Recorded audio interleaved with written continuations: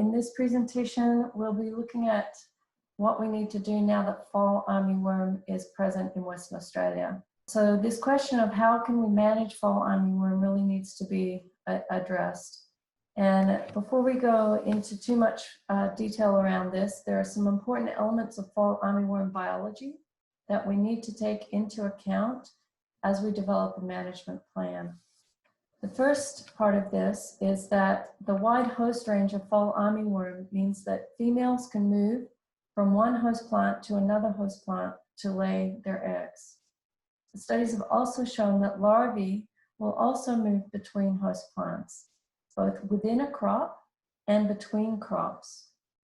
Another aspect of their behavior to consider is that fall armyworm can persist throughout the year.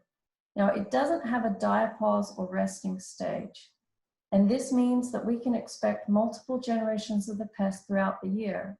And this will be dependent, as Melinda mentioned before, in relation to temperature, but also host plant availability. So these multiple generations can cycle through the available host plants. Fall armyworm is also adapted to warmer temperatures, and it does not survive well when temperatures drop below a 10-degree threshold. However, because fall armyworm can spread quickly across large geographic areas, it can and does migrate into regions when temperatures are favorable. So even though in Western Australia, in some places where you get temperatures of 10 degrees Celsius or less, that's likely going to kill all of the fall armyworm that might be present in the area. Those new adults that are existing year-round up north can migrate further south and reestablish populations in the southern areas. So areas in WA where we don't expect fall armyworm to persist year-round may still experience pest pressure at certain times of the year. Now, as mentioned, fall armyworm feeds on many different kinds of plants. However, some are preferred, and these include our grass crops, especially maize and sweet corn and sorghum. In fact, maize has been used as a trap crop for fall armyworm and when other crops are being grown. So these other crops listed here have been also noted internationally as main food plants for fall armyworm. Even though they're not favored, they can still experience quite a bit of damage from fall armyworm. With these points in mind, we need to start thinking about how best to manage fall armyworm. And Queensland growers have been dealing with this pest in early season crops now for just over a month. And so I wondered what we could learn from them. And in conversation with others, have found out that they have not seen any evidence of damage in their cotton crops, but the BT, transgenic crops, or non-BT cotton yet. There has been some damage in maize and sweet corn crops, but this does seem to be limited to the vegetative parts of the plant. However, in Northern Territory, there is evidence of fall armyworm feeding on ears of corn. Growers are using insecticides in Queensland to manage fall armyworm in maize, but when they do, it's been noted that the larvae that are in the whorl are protected from sprays. It has also been noted that there are natural enemies attacking fall armyworm in maize crops. In sorghum, fall armyworm was noted to be present, but as yet the plants are still young, and therefore the impact on the sorghum crops is uncertain. So in terms of a general approach to management, we are suggesting the following.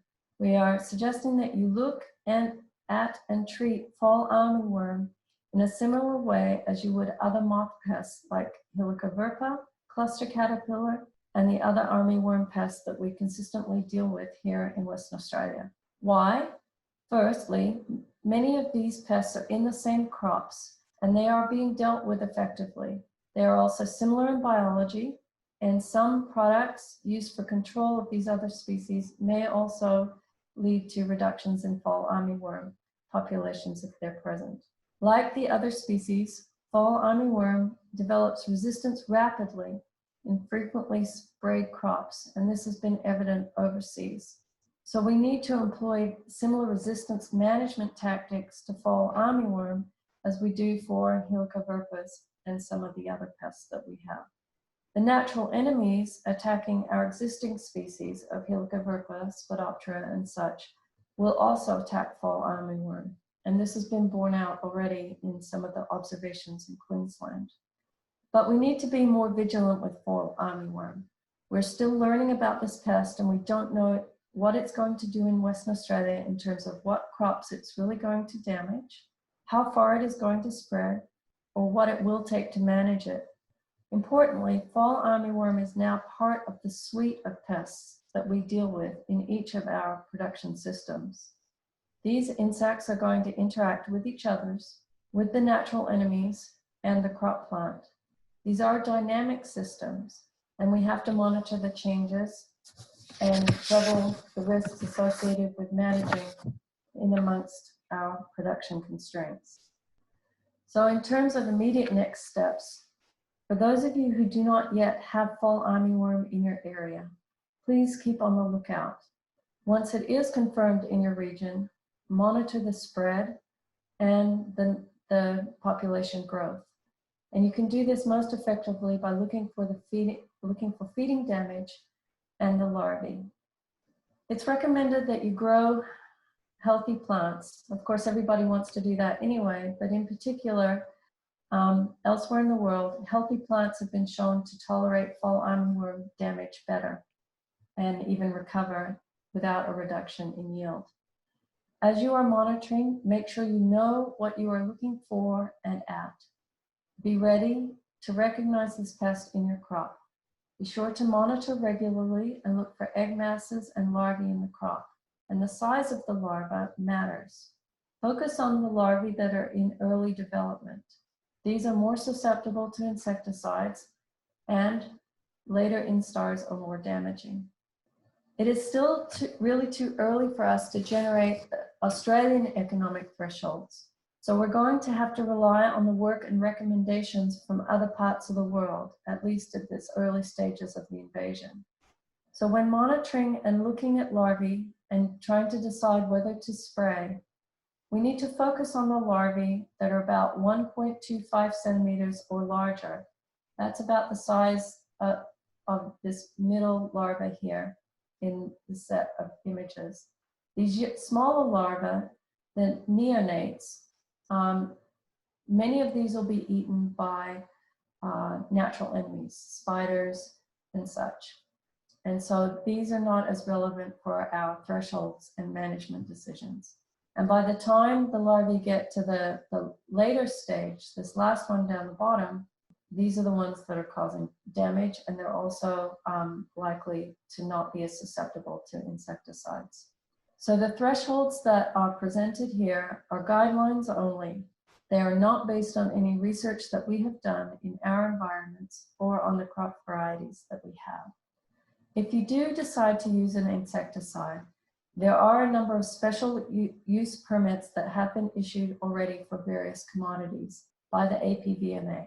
There are some crops for which permits have not yet been issued, but a number of products are still under consideration in the application process, and certainly others can submit applications as well. So please talk to your industry representatives about making and submitting applications. Before you spray, please consider whether there are natural enemies or other beneficial insects such as pollinators that need to be conserved. And if possible, use selective or softer products if they are available. As another consideration in your decision to spray, fall armyworm and other pests in our cropping systems are really prone to develop resistance. Spraying heavily for fall armyworm might also lead to resistance in some of the other pests that we have. And so we need to be very careful about the selection of not only, or the decision to not only spray, but what materials we might use in those sprays. In addition, fall armyworm, because of their cryptic habits, are often protected from sprays in different parts of the plants. It has been noted that larvae tend to be more active at night, and therefore, if you are going to be spraying, consider timing your sprays to capitalize on these periods where larvae are likely to be moving about.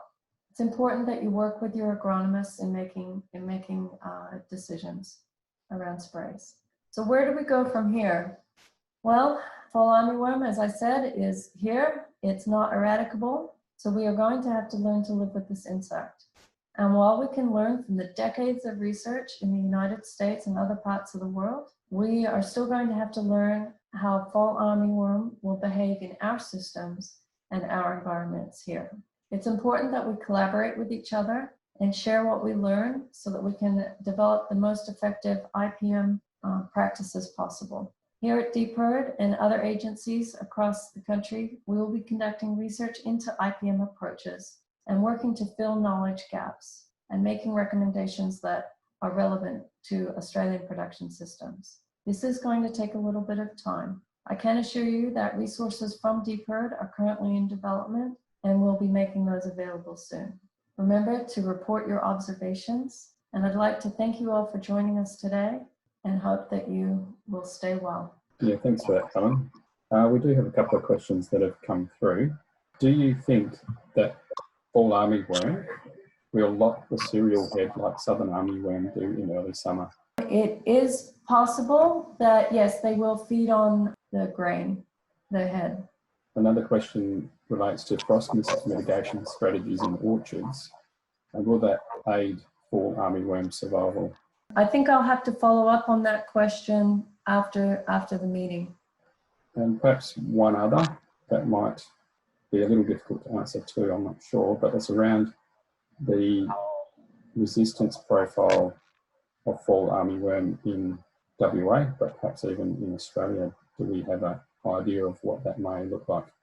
Not at this point. It is my understanding that in Queensland, they are collecting insects from, those that are established, and they are beginning to do some resistance profiling, but I don't think we have any information on the results of that yet, but that work is underway. I think we'll bring the online meeting to a close. Thank you all so much for your attendance, for your interest and your questions, and we are going to follow up on all of the questions that have been submitted in the chat online and respond to you that way. We're also going to be sending out a brief survey to get feedback on the presentation today and encourage you all to submit your answers to that survey. And if you have any other additional follow-up questions, please submit those as well. Thank you. And stay well.